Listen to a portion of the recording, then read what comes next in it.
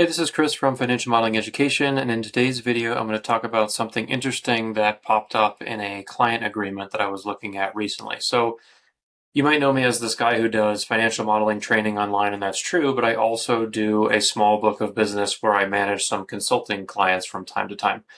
And so recently we were trading some documents to get an engagement signed up, and I found inside the NDA an interesting phrase I'd never come across before. So I'm going to just read it quick. I'll put it up on the screen as well. The recipient shall not disclose, upload, or otherwise make available any confidential information to any public artificial intelligence and/or language model platform.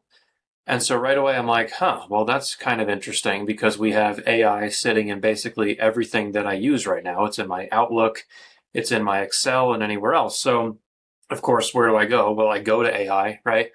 And I say, hey, can you take a look at this sentence? And if I use the Claude plugin or the CoPilot plugin in Excel, am I technically violating this agreement?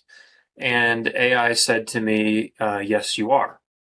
So I went a little step further and I cleared it with a real lawyer as opposed to just relying on AI, and he gave me the same information. It's like once you start actually prompting these tools inside your spreadsheet program, at that point the AI can, I'll explain this as best I can, it can sort of index your file and it effectively has access to the entire file, and therefore that information theoretically is no longer confidential, or at least it's violated a portion of this agreement. So it kind of made me think like, wow, we're every day it's like, hey, here comes a new AI skill. Here's this new thing to focus on. Claude's got skills.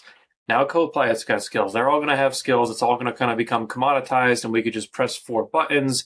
I can go walk the dog or go to the gym while my 3-statement model is built perfectly. And even in the future where that maybe is true, I'm now just seeing, you know what, clients are like, I don't care. I don't want my information uploaded to AI or anything else, even if it is safe, right? I mean, I have my settings toggled off where it's like, you can't save my stuff after 30 days and blah, blah, blah, right? I hope that's right. I don't know if it is, but clients are just saying, well, we don't even want you to use it in the first place. So what I've been doing to navigate this is because, I mean, AI is helpful when it comes to modeling.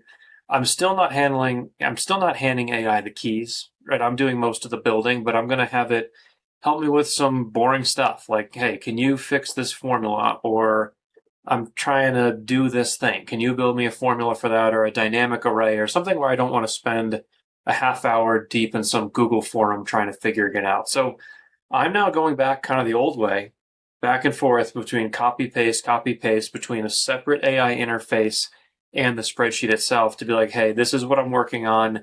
Can you give me some guidance? And then I'll effectively copy that back into the model. So that way there's no technical violation of the agreement, but I can still use some AI skills and some AI tools to make my modeling at least a little bit faster where I want to. So the whole point of this video is like, whoa, this is something in a legal agreement that made me take a step back and say, okay, clients are just cutting this stuff off because they're not super confident with the confidentiality. And so this is just something to keep an eye out, right? If as you're signing new agreements and you just think, oh, I'm going to do AI, I'm going to use AI to speed myself up, it's a dangerous premise, right? You want to make sure you're reading the agreements, having your legal team double check that you're not accidentally violating an NDA or some kind of agreement that you've signed just because you're trying to make your work product better. So, of course, philosophically, right, I'm going to say, well, that's why it's always important to know the fundamentals first so that you can build a model all on your own, and then you can lean on some of the AI skills, even if they're external, to speed up some of your modeling and make certain parts more scalable. So that's it for this video. Just found something interesting, thought you'd find it interesting too. Thanks so much for watching. I'll see you in the next one.